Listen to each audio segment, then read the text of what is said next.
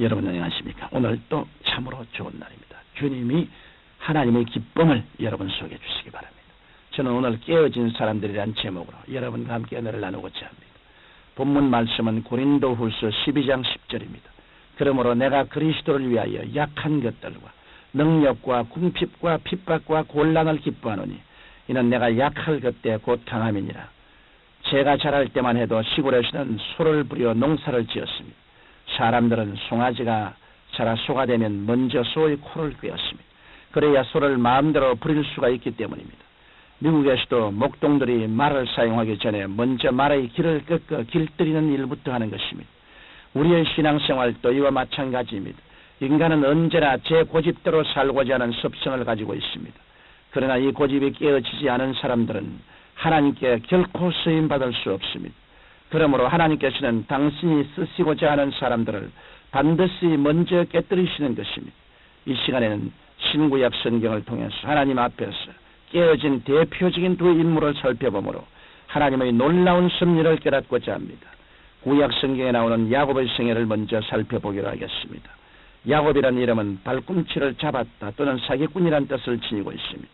그런데 야곱이 하나님 앞에서 깨어지기 전까지는 바로 자신의 이름과 같은 인생을 살았습니다. 야곱은 청 에서에게 팥죽 한 그릇을 주고 장자의 명분을 교묘히 넘겨바른 다음 아버지 이삭을 속이고 장남이 받아야 할 축복을 대신 받았습니다. 그 일로 인해 에서가 야곱을 죽이려 했기 때문에 야곱은 밧담 아람에 사는 외삼촌 라반의 집으로 도망가서 살게 되었습니다.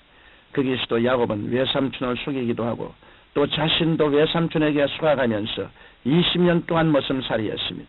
그 후 야곱은 하나님께서 약속하신 대로 처자와 소유를 이끌고 고향으로 떠나게 되었습니다. 그런데 야곱이 야복 강가에 이르렀을 때 형 에서가 부하 400인을 거느리고 자신을 죽이려고 마주오고 있다는 소식을 듣게 되었습니다. 야곱은 이제 진퇴양난에 빠지고 말았습니다. 그래서 그는 국리 끝에 처자와 짐승떼를 먼저 보내고 자기만 야복 강가에 홀로 남아 있었습니다. 이때 하나님의 사자가 야곱 앞에 나타나 날이 새도록 야곱과 씨름을 하였으나 야곱이 끝까지 자기의 고집을 꺾지 않자 하나님의 사자는 야곱의 환도뼈를 치고 말았습니다. 그때야 비로소 야곱이 굴복하여 깨어진 사람이 될 수 있었습니다. 그러자 하나님께서는 이렇게 철저히 깨어진 야곱에게 하나님과 사람으로 더불어 겨루어 이겼다는 의미의 이스라엘이라는 이름을 새로 주신 것입니다. 이와 같이 야곱은 자아가 완전히 깨어지고 나서야 하나님 중심에 바로 서는 믿음의 사람이 되었으며 야곱의 12 아들들은 이스라엘 민족의 12지파를 이루게 되었습니다. 다음에는 신약 성경에서 베드로의 예를 살펴보기로 하겠습니다. 베드로는 용감하고 담대하여 메사에 적극적인 사람이었습니다. 그는 3년 동안 열심히 주를 따랐으며 자신의 믿음과 충성심이 다른 제자들보다 낫다고 자부하고 있었습니다. 예수님께서 잡히시는 밤에도 예수님께서 제자들에게 오늘 밤에 너희가 나를 다 버리라고 하셨을 때 베드로는 다 주를 버릴지라도 나는 언제든지 버리지 않겠노라고 호언장담했습니다.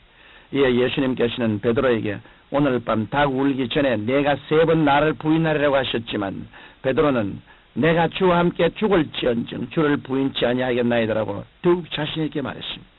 그 후 예수님께서 대제사장과 장로들에 의해 체포당했을 때 제자들은 모두 예수님을 버리고 도망가버리고 말았습니다. 베드로는 그래도 주님이 걱정되어 멀찍이 따라가 대제사장 가야바의 뜰에 들어갔습니다. 그러나 베드로는 거기에서 생명의 위협을 느끼자 예수님을 모른다고 3번이나 부인하며 저주하고 말았던 것입니다. 그리고 나중에는 자신의 나약함과 비겁함을 깨닫고 가슴을 치며 회개했습니다.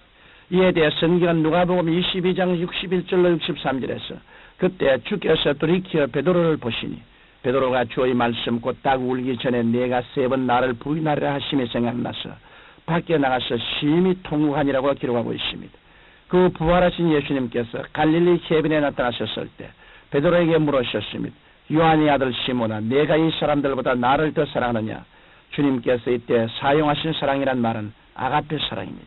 이 사랑은 주님께서 십자가에서 자신을 내어주신 이 타직이고 희생적인 사랑을 말합니다. 그러나 베드로는 떨리는 음성으로 단지 친구로서의 사랑인 필레오의 사랑밖에 할 수 없음을 고백하며 주께서 아시나이다라고 했습니다. 그리고 주께서 똑같은 질문을 3번씩이나 거듭하시는 동안 베드로는 자신의 나약함을 뼈저리게 느꼈습니다. 주님께서는 이와 같이 깨어지고 나아진 베드로를 사랑과 용서로 주의해 주신 다음 베드로에게 내 어린 양을 먹이라, 내 양을 치라 하시며 위대한 목양 사명을 맡기시는 것입니다. 그러면 왜 하나님께서 이와 같이 우리를 깨뜨리실까요? 하나님께서는 우리를 겸손한 사람으로 만드시기 위해서 깨뜨리십니다. 성경 베드로전서 5장 5절로 6절에 보면 하나님이 교만한 자를 대적하시되 겸손한 자들에게는 은혜를 주시느니라. 그러므로 하나님의 능하신 손 아래서 겸손하라. 때가 되면 너희를 높이시라고 말씀하셨습니다. 그리고 우리를 순종하는 사람으로 만드시기 위해서 깨뜨리십니다. 깨어진 사람은 자기의 이론이나 자기의 생각을 앞서지 않고 하나님의 말씀에 무조건 순종합니다. 하나님께서는 이러한 사람을 크게 들어 쓰시는 것입니다. 또한 하나님의 능력을 나타내시기 위해 우리를 깨뜨리십니다. 바울도 성경 고린도후서 13장 4절에서 그리스도께서 약하심으로 십자가에 못 박이셨으나 오직 하나님의 능력으로 살으셨으니 우리도 저희 안에서 약하나 너희를 향하여 하나님의 능력으로 저와 함께 살리라고 했습니다. 우리가 깨어져서 우리 연약함을 깨달을 때 우리를 통해 하나님의 능력이 나타나게 되고 우리의 신앙이 더욱 깊어지게 되는 것입니다. 그래서 많이 깨어진 사람일수록 하나님의 능력을 더 많이 나타내게 되고 하나님의 지혜를 더 깊이 깨닫게 되어 인생을 값지고 복되게 살아갈 수 있는 것입니다. 우리가 깨어질 때는 괴롭고 고통스럽지만 일단 깨어지고 나면 하나님의 축복을 더 풍성하게 체험하게 됩니다. 다윗은 성경 시편 119편 67절에서 고난당하기 전에는 내가 그릇 행하였더니 이제는 주의 말씀을 지키나이다라고 했으며 71절에서도 고난당한 것이 내게 유익이라 이로 인하여 내가 주의 율례를 배우게 되었나요라고 했던 것입니다. 사랑하는 성도 여러분, 우리가 하나님 앞에서 깨어지면 깨어질수록 우리의 속사람은 더욱 성숙해지고 우리의 믿음은 더욱 견고해집니다. 야곱과 베드로를 통해서도 살펴보았듯이 하나님께서는 우리를 온전한 하나님의 사람으로 만드시기 위해 우리를 깨뜨리시는 것입니다. 그러므로 여러분은 여러 가지 환난이나 곤고나 어려움을 당할 때 두려워하거나 낙심하지 마십시오. 하나님의 능하신 손 아래서 겸손히 깨어지고 낮아지면 하나님께서 여러분을 귀하게 들어쓰실 줄 확실히 믿습니다. 거룩하시고 영광스러우신 우리 아버지, 우리는 하나님의 능하신 손 아래서 겸비하게 낮아지고 주님께 전적으로 의지하며 믿기 위해서 아집에 깨어지고 불신앙에 깨어지고 세속적인 우리 자신이 깨어지게 도와주시옵소서. 예수님 이름으로 기도드립니다. 아멘.